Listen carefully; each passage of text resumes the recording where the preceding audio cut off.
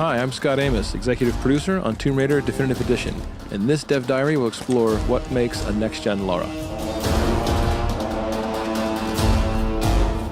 Lara's entire model was upgraded, both textures and materials.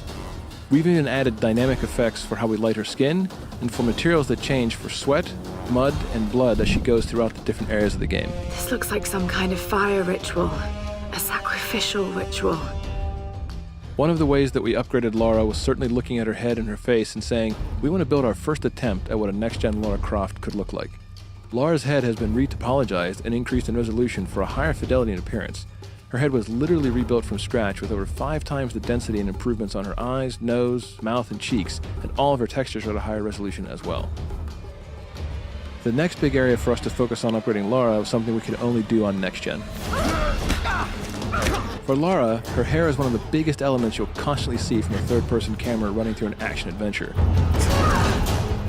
So we added truss effects, custom-written and custom-optimized for next-gen consoles. I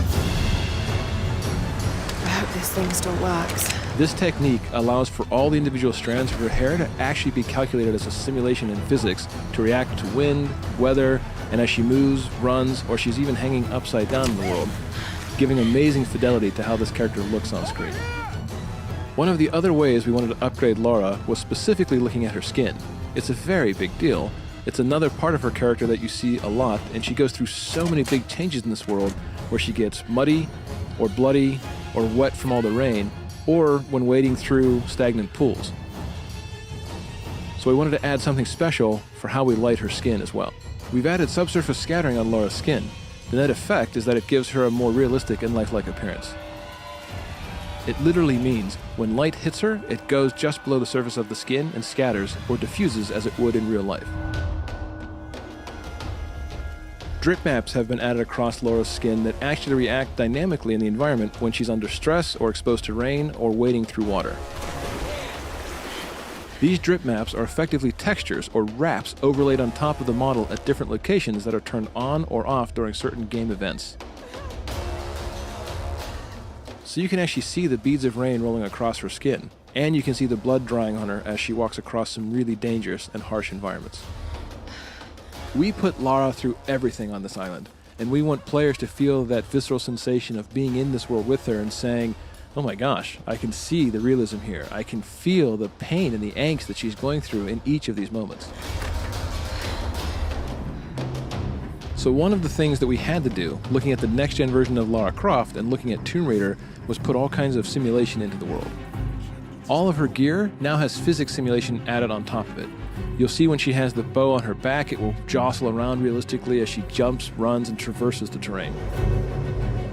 We even went so far as to make the very arrows themselves and the quiver jostle and move according to how she runs and traverses the world.